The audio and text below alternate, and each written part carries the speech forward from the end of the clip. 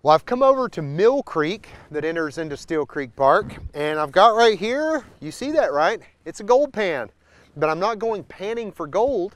What I'm looking for today is I'm going to use my mineral pan to look for objects of historical significance. You might at first think that's a little bit strange, going to a creek to find evidence of history, but creeks are wonderful places to find all sorts of things that you might be looking for.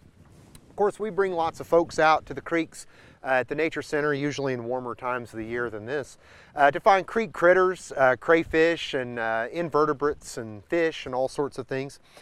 We also come to the creek to look for interesting geological, mineral specimens. But today we're going to use the creek to try to find some historical artifacts. You see, creeks are wonderful places to find all these things I just mentioned because water, as you know, always moves downhill in response to gravity, and it has a wonderful propensity to carry things with it. It can enable things to travel, sometimes long distances. So checking a creek bed is a great place to get an idea of some things that might be native to this area. That's what we call in situ, some historical artifacts that could be from right here where the creek is flowing. But the creek will also bring things from upstream, downstream with it. And basically anything that has a high hardness, especially things like porcelain and glass, stone objects from American Indian tribes, lots of different historical items can make their way downstream in a creek, and we have a chance to find them here. So the idea behind panning for artifacts is pretty similar to panning for gold.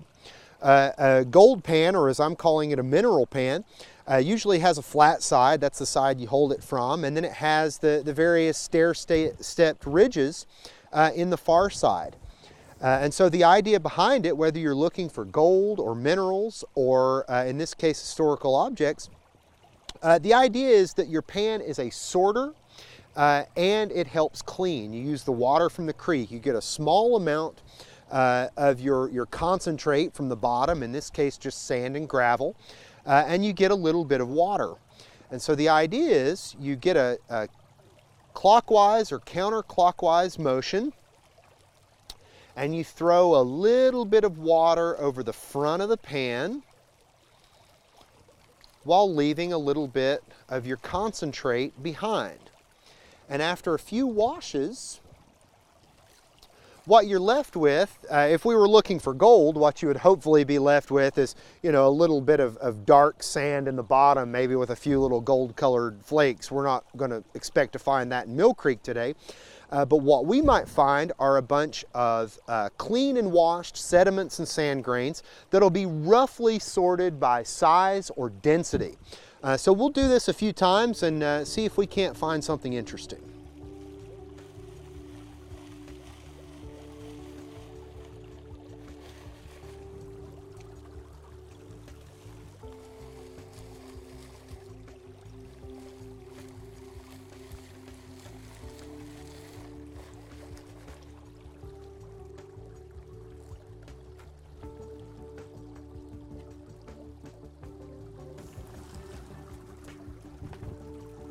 I'll be honest, I actually didn't find this in the creek. I just found it over on the bank right beside the creek right here.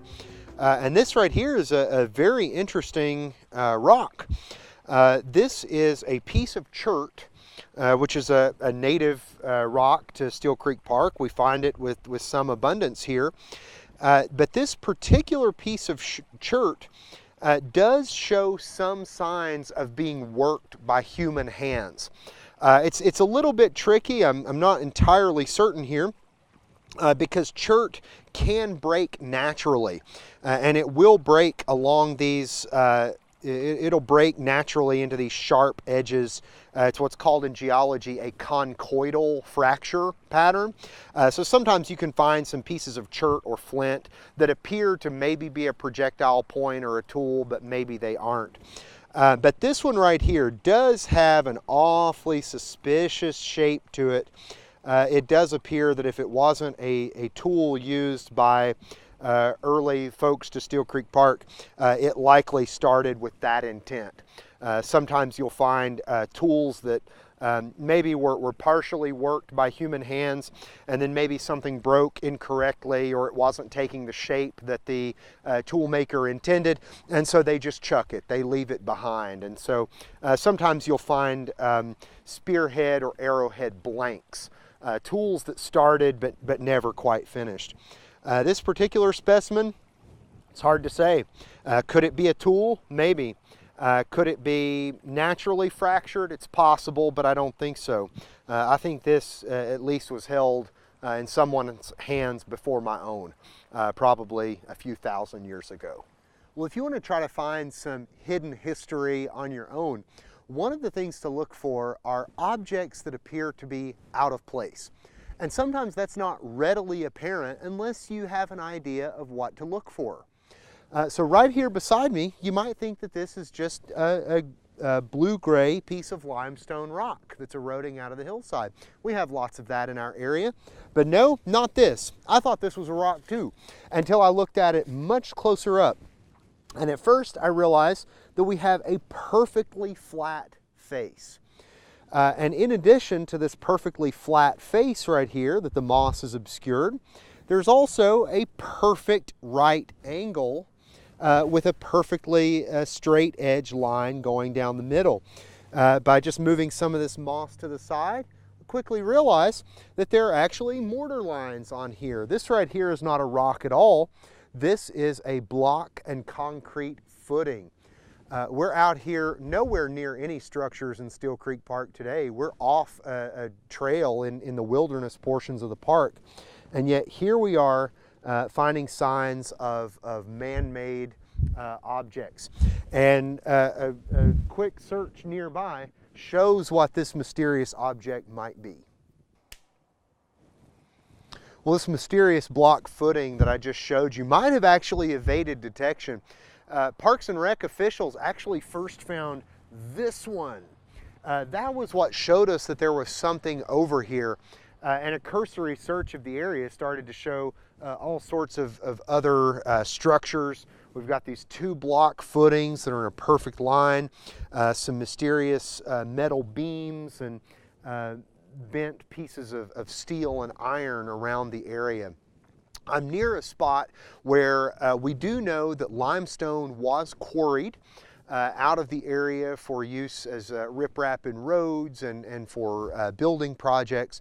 And we're also close to a site where I've heard stories that there may have even been a narrow gauge rail that came out of the park, maybe to carry some of that limestone, or not for a train, of course, but for maybe something like mining carts to move rock from one place to another. So it's certainly apparent that these two footings held something over the top. It's not unreasonable that it may have been for something like a small rail bridge or some other kind of transportation device to bring limestone out of the area behind me, right through where my head is now, and taking it on to where it was going to be further transported to other sites or for use in nearby projects. Very cool. They hide very well in the woods over here. Sometimes the land itself can be a historical artifact. Remember I said keep an eye out for things that look like they just don't belong?